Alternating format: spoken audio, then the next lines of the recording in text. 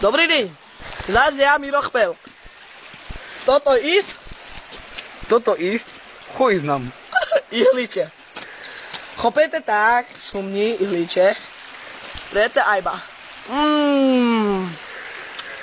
Výborné toto. Toto jest najlepsze dati sobie do kuracej polewki na slepú kuru. Jest i mi otis toto dawać. Za to ja taký hlupý. Ale znáte jak to chutiť? Jak čistá meta pojebala. Olen, bo zaspať mučičková ide. Aj, chuj s takom. Pozor, čechuňka na oblaku. A, fuj. Chuj s takom. Vymažte to. Šumí voňať.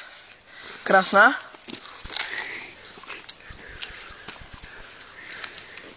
Toto jest kopriva. Toto ísť kopriva.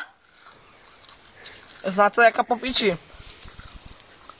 Kopriva prekrvuje a zlepšuje travíňa. To nič nové. Zatočím ho tak doma, furt uchpa záchod. Znáte, jak je toto výborné?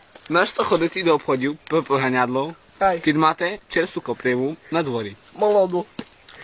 A taká molodica sa nenajde, jak je to tá kopriva. Kúkajte, vzorný príkaz. Hej. Toto je kopriva. Toto jest najzdravší človek v Krasným Brode. Hej. Miroslav Chmel. Ale inak hlubší.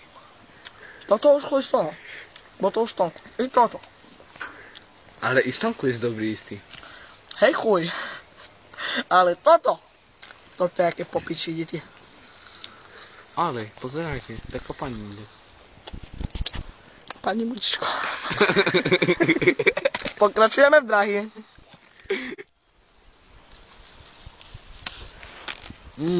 Škaredé lúpky olúpime.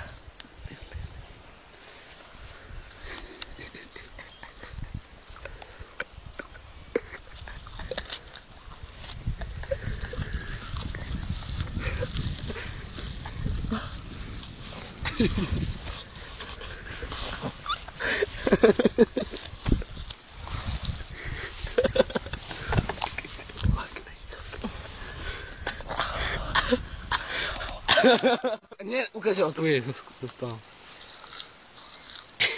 Daj si ešte jeden listok.